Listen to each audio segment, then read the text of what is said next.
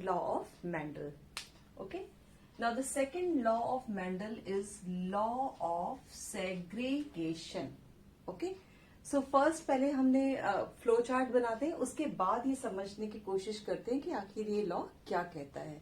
तो जो हमने लॉ ऑफ डोमिनेंस में जो फ्लो चार्ट बनाया था, दैट मीन्स कि पहले हमने प्योर पेरेंट्स लिए, प्योर पेरेंट्स को फिर हमने क्रॉस कराया और हमने देखा कि सारे जितने भी पेरेंट थे, वो ऑफस्प्रिंग थे, उस टाइम हमको क्या मिले, टॉल मिले. ओके. और जीनोटाइप भी हमें 4:0 था. दैट मीन्स कि all plants were heterozygous and phenotype also we have got the ratio 4:0. That means कि देखने में सारे के सारे प्लांट्स टॉल थे. अब क्या है, यहाँ पे हम F1 जनरेशन से शुरू करते हैं कि हमें F1 जनरेशन में आपको याद होगा कि दो इस तरह के पेरेंट्स मिले थे. दैट मीन्स कि हेटेरोजाइगस, जिसके दोनों एलल्स जो थे वो डिफरेंट थे, लेकिन फिनोटिपिकली टॉल. ओके. तो सबसे पहले हम F1 जनरेशन में जो हमको ऑफस्प्रिंग मिले हैं उनकी सेल्फिंग कराएंगे. What is the meaning of selfing? That means कि F1 जनरेशन के जो ऑफस्प्रिंग हैं उन्हीं को हमें आपस में क्रॉस कराना है. हमें और कहीं बाहर से या कहीं दूसरी जनरेशन का हमें कोई भी जो है प्लांट यूज नहीं करना है. हमें सिर्फ और सिर्फ F1 जनरेशन के प्लांट ही यूज करने हैं. तो this process is known as selfing. अब इस केस में हमने देखा था F1 में हमें सारे के सारे ये हेटेरोजाइगस प्लांट्स मिले थे. तो ये एक हम हेटेरोजाइगस मेल ले लेंगे और एक हेटेरोजाइगस फीमेल ले लेंगे. ओके. सो नाउ गैमेट्स देखेंगे, ये दोनों एलल अलग हो जाते हैं गैमेट फॉर्मेशन में. तो ये हो जाता है हमारा कैपिटल T और ये हो जाएगा स्मॉल t. दैट मीन्स कि हमें दो टाइप के गैमेट्स मिलेंगे. इसमें फीमेल पेरेंट्स में भी हमको दो टाइप के गैमेट मिलेंगे, कैपिटल T और स्मॉल t. ये दोनों सेपरेट हो जाएंगे. ओके. अब हम जब इनको आपस में क्रॉस कराएंगे तो हमें कौन सी जनरेशन मिलेगी? F2 generation. ओके. फिर हम वैसे ही करते हैं, प्यूनेट स्क्वायर बनाते हैं. तो ये है हमारा प्यूनेट स्क्वायर.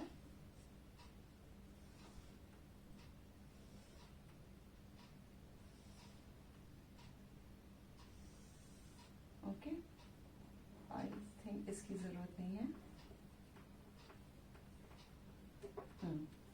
तो गैमेट वैसे ही करेंगे. इस साइड हम किसके गैमेट्स लिखेंगे? मेल के. और यहाँ पे हम लिखेंगे फीमेल गैमेट्स. तो मेल गैमेट्स हमको एक मिला है कैपिटल T और यहाँ पे स्मॉल t. फीमेल गैमेट्स भी वही है, कैपिटल T और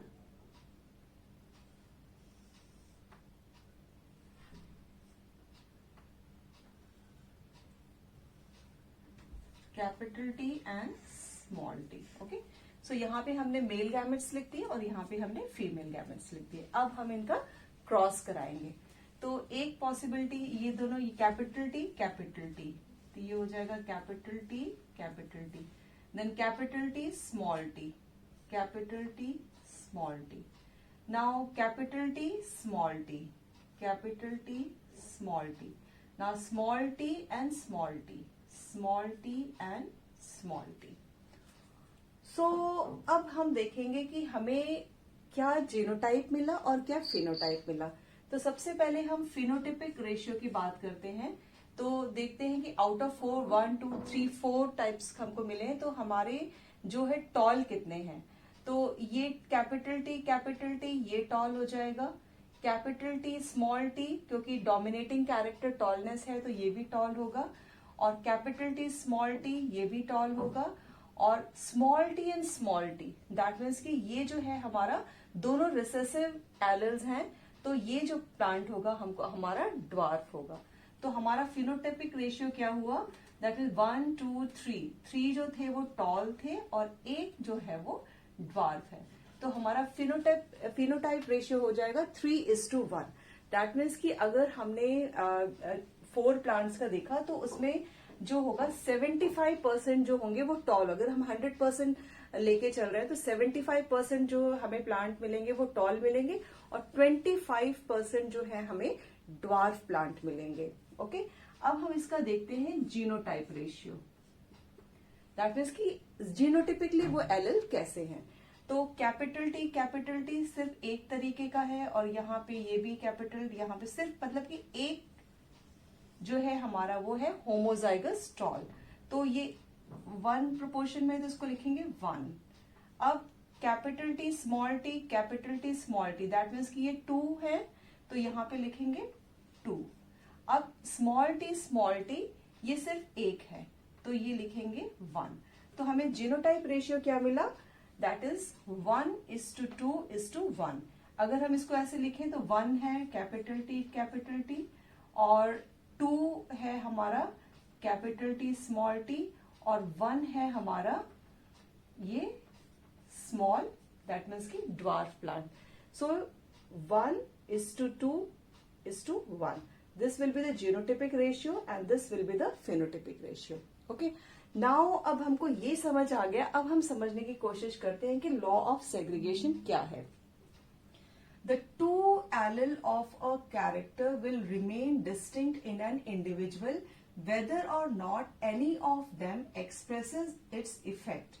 यहां तक का पहले मतलब समझ लेते हैं कि ये जो 2 एलिल है, पेरेंट में जो 2 एलिल जो प्रेजेंट हैं वो डिस्टिंक्ट रहेंगे, वो अपना इफेक्ट जो है हालांकि उस टाइम शो नहीं कर पा रहे हैं, जो हमारा रिसेसिव जीन है एलिल है वो अपना इफेक्ट नहीं शो कर पा रहा है, लेकिन इसका मतलब ये नहीं कि वो खत्म हो गया, वो है। ओके। अब जब गैमेट फॉर्मेशन होगा तो ये दोनों जो हैं वो हमारे सेपरेट हो जाएंगे। ओके। अब हम ये नेक्स्ट पढ़ने की कोशिश करते हैं। Both the factors separate out at the time of gamete formation. Gamete formation के टाइम पे ये जो दोनों फैक्टर हैं वो सेपरेट हो जाएंगे। Okay.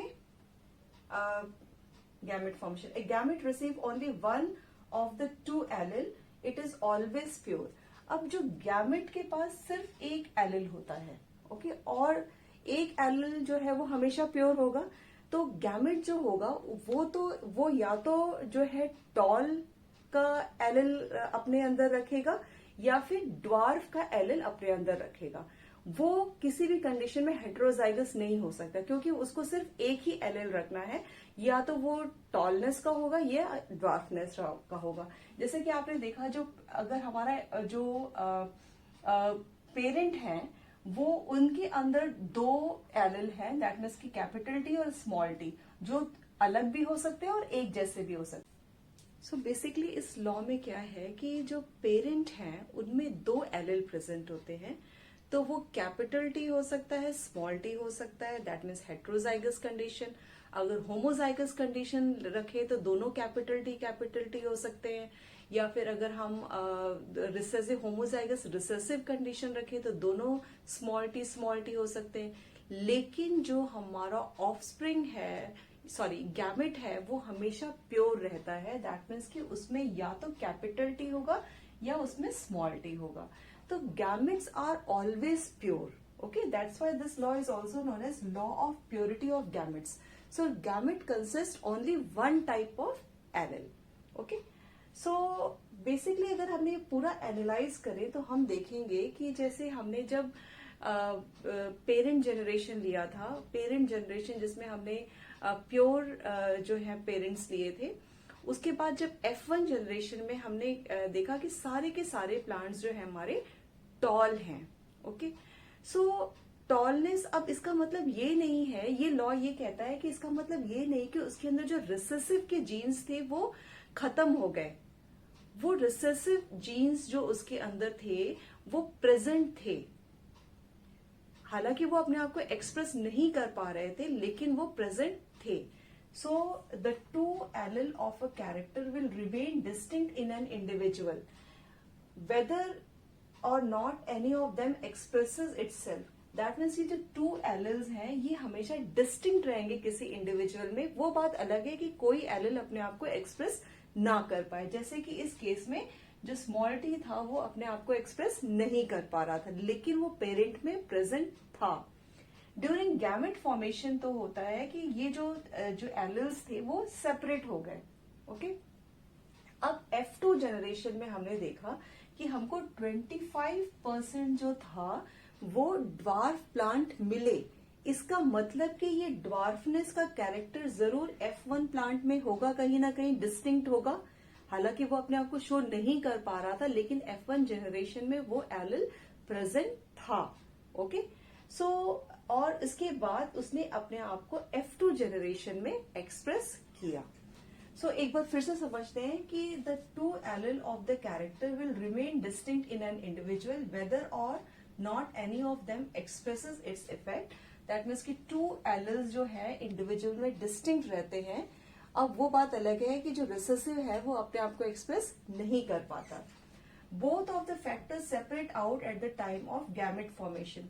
So both the alleles separate out, देखिए कैपिटल टी और स्मॉल टी गैमेट फॉर्मेशन के टाइम पे ये अलग हो जाएंगे। Okay, and at the time of gamete formation, a gamete receive only one of the two allele. Gamete के पास दोनों में से सिर्फ एक एलिल आता है, दोनों में से सिर्फ एक एलिल आता है। So that's why the gametes are always pure, और इसको हम law of purity of gametes भी कह सकते हैं। तो I hope you have understood. Thank you.